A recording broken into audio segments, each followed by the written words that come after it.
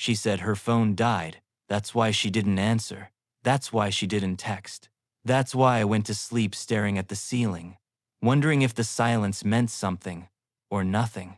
Just girls' night, she told me earlier. Wine, music, maybe karaoke. She kissed me on the cheek before leaving. Said, "Don't wait up." So he didn't. Not really. Just sat in the kitchen long after dinner got cold. Watched the flicker of the fridge light bounce off the countertop like something might still happen. By midnight, I'd convinced myself I was being dramatic. She probably fell asleep on her friend's couch. Or maybe they lost track of time dancing, screaming lyrics over cheap rosé and blinking LED bar lights. She deserved nights like that. We both did. I shut off the lights, brushed my teeth, and rolled over in our bed like it wasn't already colder on her side. The next morning, I made coffee. Yet. Black. I didn't check my phone at first. I wanted to act like it didn't matter. Like I hadn't noticed she never came home. Like it was still fine. But when I opened my inbox, I saw it. Uber receipt. Shared billing, we'd set it up forever ago. Never disabled it. Subject line. Your trip with Uber, 19.47. Time, 12:42 a.m. Drop-off. Jason's condo, not a bar. Not her friend's place. Jason. She said he was just a friend from the gym. Said he was married. Said I was overthinking things when I asked why his name kept coming up. I clicked on the receipt. Standard Blexen. Pickup, 11:54 p.m. Drop-off. Jason's Street. Unit 302. I stared at it like the address might change if I looked long enough. It didn't. She walked into someone else's building at 12:42 a.m. and let me wake up thinking it was just a late night with the girls. No text, no apology. Just the lie she thought would hold. Her phone didn't die. She just killed the truth. Quietly. We met at a trivia night. Mutual friends. I didn't want to go. She was wearing a gray sweater with one sleeve pushed up. I remember that detail not because it mattered, but because it didn't. She answered a question about old-school rom-coms before the host finished reading it. Laughed when no one else got the reference. Said, "You people need to rent a VHS sometime." I laughed louder than I should have. She looked over like she heard it. By the end of the night, we were arguing about who was the better 90s actor, Keanu or Tom. She was wrong, but she was confident about it. We went out the next week. Coffee that turned into lunch. Lunch that turned into an afternoon walk where neither of us checked our phones. She was steady. Funny without trying. She talked like she knew how to sit with silence. That part I really liked. She used to say love was in the small things. Remembering how someone takes their coffee, the way they squeeze the toothpaste, the way they always kick one shoe off first. 4 years. That's how long we were together. Not perfect, but solid. I handled the bills. She planned the trips. She made fun of how I organized the fridge. I made fun of her habit of never closing cabinet doors. We had our rhythms. She hated folding laundry. I hated vacuuming. She taught me how to make banana pancakes.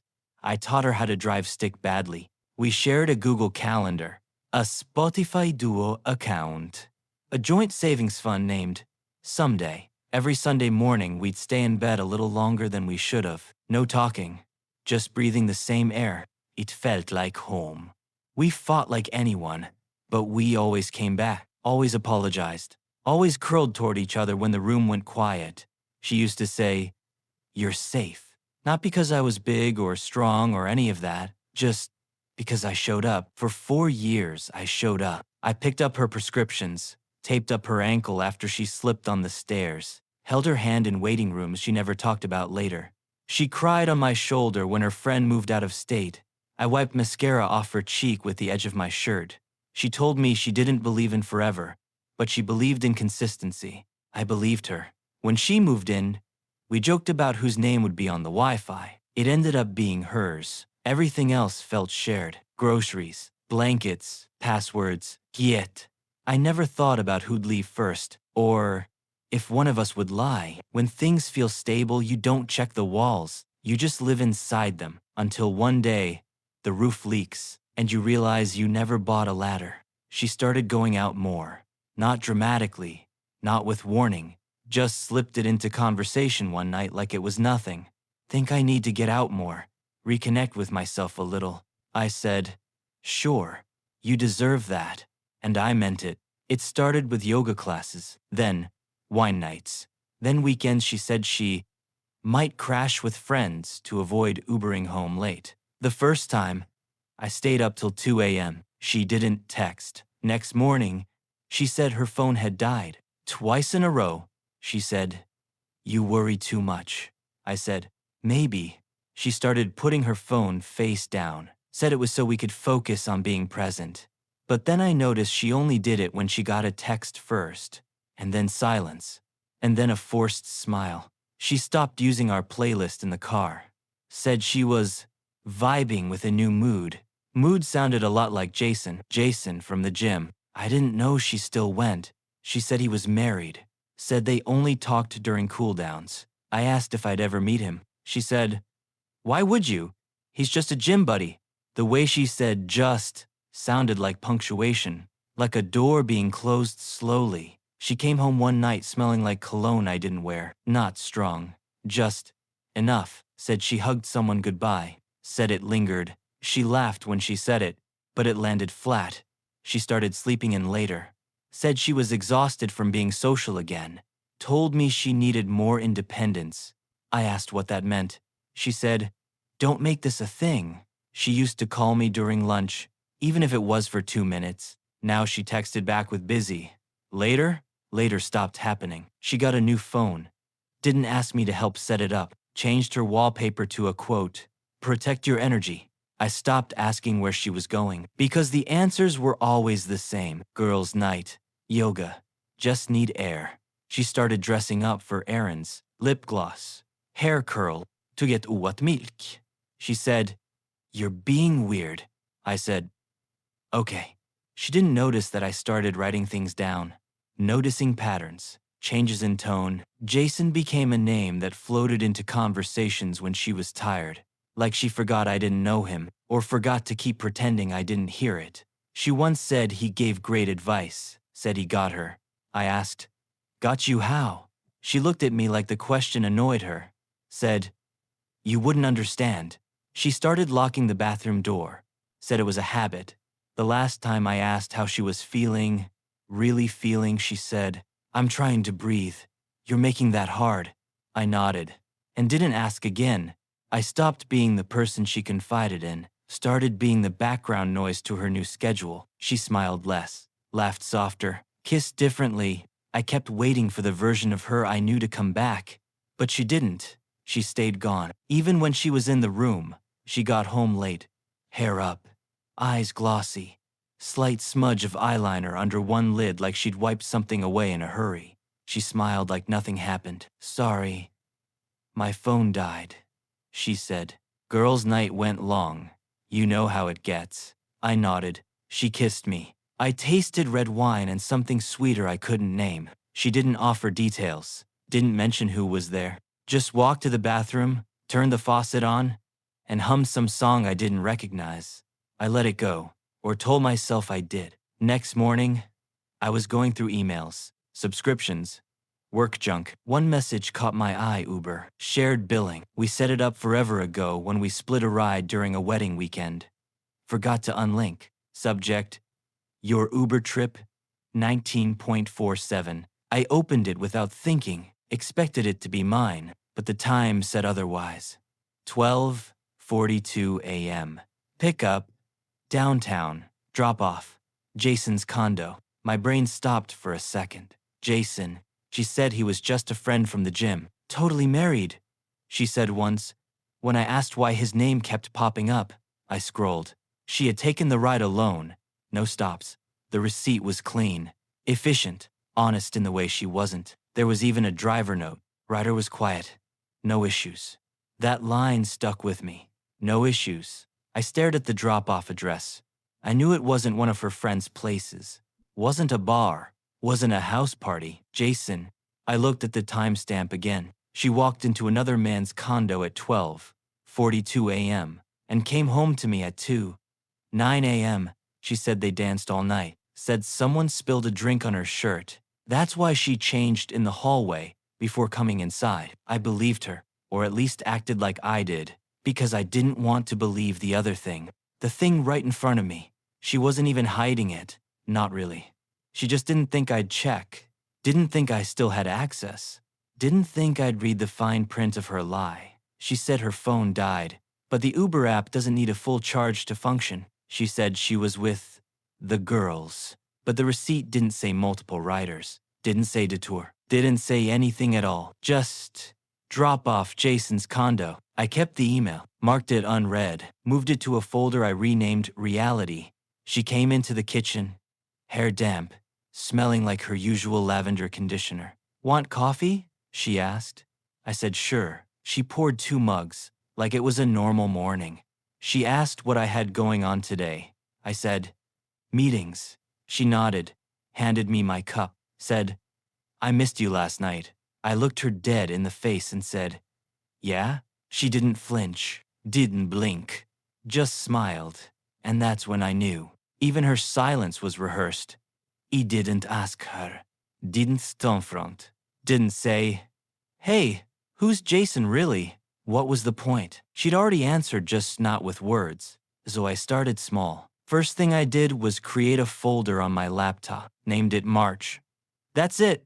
Inside, the Uber receipt. Screenshots of text threads where she said she was out with the girls. Bank charges from nights she worked late, same bars Jason posted stories from. I didn't tell anyone, not even my brother, not even my best friend, because if you say it out loud too soon, it stops being private. And I needed this quiet. I started watching, not her, not like a stalker. I just stopped looking away. When she left the room to take a call, I noticed how long she stayed gone. When she laughed at something on her phone, I noticed she never flipped the screen around anymore. When she came back from yoga one Saturday, her hair was down and her perfume was strong. He didn't ask. I started sleeping on the couch. At first I told her my back hurt. Then I just stopped explaining. She said, is everything okay? I said, just tired. She nodded, said, I get that, then walked away. She didn't fight for closeness, didn't ask again, didn't touch me in the mornings anymore. I opened a new bank account, private, shifted my direct deposit over, started moving little bits out of the joint account. She never noticed. Or if she did, she never said. I called a lawyer, told him I just had questions. He told me what to document, what to screenshot, how to prepare. I started using the Notes app, dates, lies, moments that didn't line up, times. She said she was with Sam when Sam posted a story from Chicago. I stopped making our shared grocery list, stopped ordering her almond milk. She asked once, hey, did you forget the oat creamer? I said, didn't make it to the store. Truth is, I did. I just didn't walk down that aisle. She started thinking I was distracted. Told a friend. I saw it in a message, preview on her iPad. He's been distant, but I think he's just stressed. I wasn't stressed. I was done. One night, I saw her texting on the balcony. I walked past the sliding door. She flinched, pulled the phone to her chest, said, it's just work. I nodded. Didst stop walking.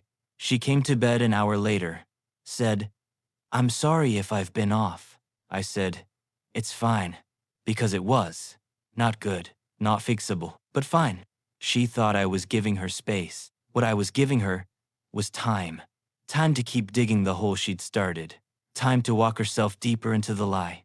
Time to think she still had control. Because when it came time to leave, I didn't want to owe her an explanation, just evidence, just silence. She poured 2 glasses of wine that Friday, lit a candle, said, let's have a real night together. I held the glass. Didn't drink. She leaned on my shoulder, asked, remember when we used to do this every week? I said, yeah. She smiled like that meant something. But I was already gone, just waiting for the door to close behind me. She said she was going out for drinks. No specific place. No exact return time, just, I'll be out for a bit. Don't wait up. And I didn't.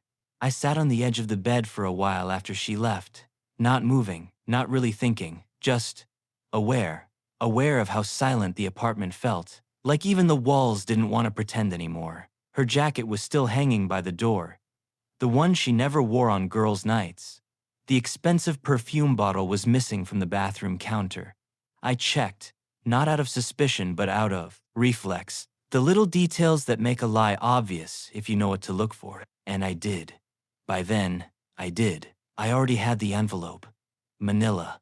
Labeled in black Sharpie. Just one receipt. That's all I wrote. No rant, no name, calling, no threats. Just that. I'd printed the Uber log from our shared billing account. It showed every ride she thought was secret. Jason's condo listed 3 times in 2 weeks. Always late, always girl time. And then I added the screenshot. Just one. A cropped image of her DMs. Her name saved in Jason's phone with the red heart next to it. Timestamped 3 days after our anniversary. I had that screenshot because her iPad still synced with the cloud. She didn't even realize it. That was the moment I stopped asking questions. I stopped hoping. I canceled the lease renewal online. Quietly. We had a few weeks left on the contract, but I wasn't going to stay a minute longer. I didn't want anything in that space to pretend with me. Not the couch we picked out together. Not the toaster she said she couldn't live without. Not the blanket she said felt like home. I packed slowly, methodically. No drama. Just the essentials: my clothes, my laptop, the backup drives, my dog's leash. I left the coffee maker. She always said it was hers anyway. I didn't take the plants. I couldn't. She named them, gave them personalities. I used to joke that if we had kids, they'd have to get in line behind the succulents. By the time I zipped my last bag, it was 10:17 p.m. I checked the Ring app out of habit. Nothing. Just still images of the hallway. I'd already wiped my profile from the app. The account was under her name. Let her have it. I placed the envelope on the kitchen table, face up, right next to her favorite mug, the one with the chipped rim she refused to throw away. I thought about writing a note. Something final, something that explained why. But then I realized she knew. She knew the moment she saw her name next to Jason's on that screen. She just hoped I'd never connect the dots. I turned off the lights, one by one, left the bedroom lamp on, just in case she walked in and thought I was asleep, just in case she still needed a script to follow. The hallway felt longer that night. I walked slower. My footsteps echoed louder than usual, or maybe I just hadn't noticed the sound before. When I reached the bottom of the stairs, I turned around not to look at the apartment, but to feel the silence one last time. To know I'd kept mine. I didn't block her, didn't erase her number. I just disappeared. A friend let me crash for a few days. Then I signed a short lease under my name only. Clean slate, no forwarding address, no shared playlists, no joint grocery lists. Just me and the quiet. She texted me later that night. "You up?" Classic. That was the phrase she used when we first started talking. When things felt new, exciting, safe. I didn't reply. The next morning she followed up. "Where are you?" Then, "We need to talk." Still nothing from me. By noon, the text shifted. "Why would you do this? Is this a game?" Grow up. I didn't. I wasn't playing. At 3:12 p.m., the message changed. "You didn't have to be cruel." But I wasn't cruel. I was clear. One envelope, one receipt, one truth she'd refused to say out loud. I didn't scream it. I just handed it back to her, let her open the box she taped shut. I heard from a mutual friend that she came home around midnight, drunk, confused. She stared at the envelope for half an hour before opening it, then sat on the floor, just stared. I don't know how long she sat there. I don't care. She made her choice to lie, to layer it under self-care, independence, personal growth. But the truth? The truth fit inside one manila envelope, and now it belonged to her. Me? I was already gone. She called 32 times. I counted. Not because I cared, but because the number sat there on the lock screen.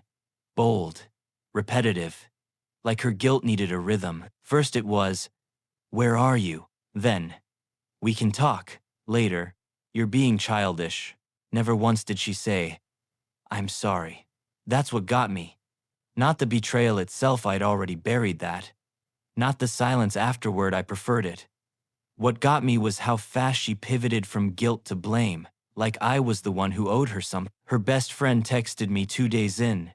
She's freaking out, but mostly because she didn't see it coming. That felt right. She wasn't heartbroken. She was blindsided, not because she loved me, but because I stopped playing my role. The forgiving one, the understanding one, the guy who always made space for her confusion. I didn't reply. Not to her, not to her friends, not to the email she sent labeled, "Can we talk like adults?" I left them all unopened, not because I was angry, because I was done. I still remember the last message she sent. Just 2 words. "You disappeared." She was right. I did. That was the point. People think closure is a conversation. It's not. It's what you choose not to say. It's silence where noise used to be. A week passed. Then 2. I got a new number. Transferred all my accounts. Deleted every photo that had her face in it. Kept only one, the one with my dog in her lap. Cropped her out. Framed the dog. I heard from a coworker that she moved in with Jason. That was fast, even for her. But it made sense. The kind of sense that stinks of convenience, not connection. Apparently, it didn't last. 3 weeks in, he stopped posting her. 6 weeks in, she deleted everything. 8 weeks in, she unfollowed him. I didn't gloat. I didn't even care. It was just noise from a distance. Like hearing about a storm in another city. I saw her once. At a coffee shop we used to like. I was walking past. She was inside, sitting by the window, alone, stirring her drink like it had answers. She didn't see me. Or maybe she did, and just didn't react. Either way, I kept walking. She looked small, not broken, just less. There was a time I would have rushed in, sat across from her, asked questions she wouldn't answer, tried to fix a silence she created. But not anymore. The truth is, she didn't lose me the night she went to Jason's. She lost me every time she called him just a friend, with that little smirk. Every time she said, "You're reading into things," while locking her phone. By the time she walked out that door, I was already gone. She just hadn't noticed yet. That's the part that really stings for her, not for me. She thought I'd come back. She thought it was a phase, a tantrum, a scare tactic. But no, I meant it. Some exits don't come with slamming doors or screaming matches. Some just come with silence. And one manila envelope. I'm not angry. Not anymore. That part burned out somewhere between the 12th missed call and the final text that never came. I'm just quiet now. Not bitter. Not broken. Just done. There's peace in the silence. In making coffee for one. In not checking the Ring camera anymore. In knowing I don't have to decode half-truths or read tone between the lines of a text. I still have the Uber receipt, folded up in a drawer I rarely open, not because I want to punish myself with it, not because I'm holding on, but because for a long time I thought I was crazy. You start doubting everything when someone lies to you with a straight face, when she laughs off your gut instinct like it's a joke, when she turns, "You're just being paranoid," into a catchphrase. So yeah, I kept the receipt, not out of spite, out of sanity. Proof that my memory works, that I saw what I saw, and it mattered. People always ask what the hardest part is. It's not the cheating, it's not the lies. It's the moment you realize she chose to lie instead of leave. She could have walked away, could have said, "I don't love you anymore," could have ended it clean, but she didn't. She let me keep showing up, keep planning things, keep being her safe place while she built an exit behind my back. That's the part that lingers, not her. Just the silence where the truth should have lived. I don't hate her. I don't wish her pain. I hope she finds someone who doesn't make her feel like lying is her only option. But I'm not waiting for closure. I've already given it to myself. Turns out, The first sign isn't the lie, it's when they stop explaining it all. This is Cheating Confessions. If you've ever been betrayed by the one you trusted most, hit subscribe. You're not alone.